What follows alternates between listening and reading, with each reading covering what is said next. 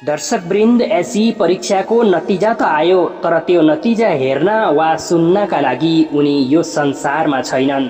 यो दुःखद घटना रुकुम पश्चिमको हो। रुकुम पश्चिमबाट अत्यन्तै दुःखद खबर बिहिबार सार्वजनिक भएको थियो।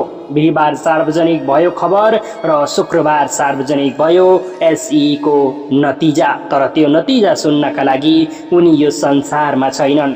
16 वर्षीय एक बालिका खत्रीको माध्यमिक शिक्षा परीक्षा अर्थात् एसई दिएर नतिजाको पर्खाइमा बसिरहेको समयमा उनले भविष्यका अनेकौं सपना बुन्दै थिइन्। एक दिन आफ्नो मेहनतको नतिजा देख्ने आशामा थिइन्, पर्खाइमा थिइन्। तर दुर्भाग्य भन्नुपर्छ दर्शकवृन्द, नतिजा सार्वजनिक हुनुभन्दा एक दिन अगाडि अर्थात् बिहिबार नै उनी भिरबाट लडेकी थिइन् र यो संसारबाट सदा सदाका लागि बिदा भइन्।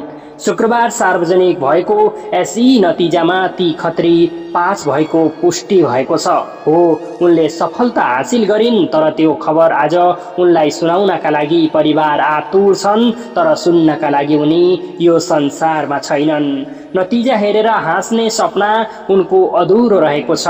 पढाइमा अब्बल, परिवारको गर्व भन्ने धोको बोकेकी ती बालिका अब कहिल्यै फर्किन सक्दिनन्। उनका आमा बाबा र आफन्तजनले आँसु झार्दै उनको नतिजा हेरे, तर त्यो नतिजा हेर्ने अधिकार त ती खत्री बालिकालाई थियो जुन समयले खोसेर लग्यो।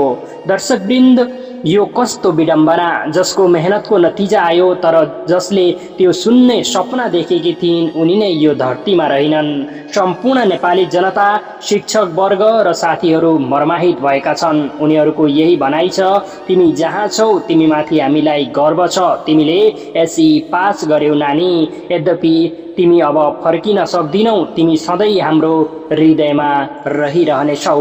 दर्शकवृन्द, हेर्नुहोस् त कस्तो विडम्बना! उज्जवल भविष्यको सपना बुनिरहेकी खत्री सफल त भइन्, तर सपना अधुरै रह्यो।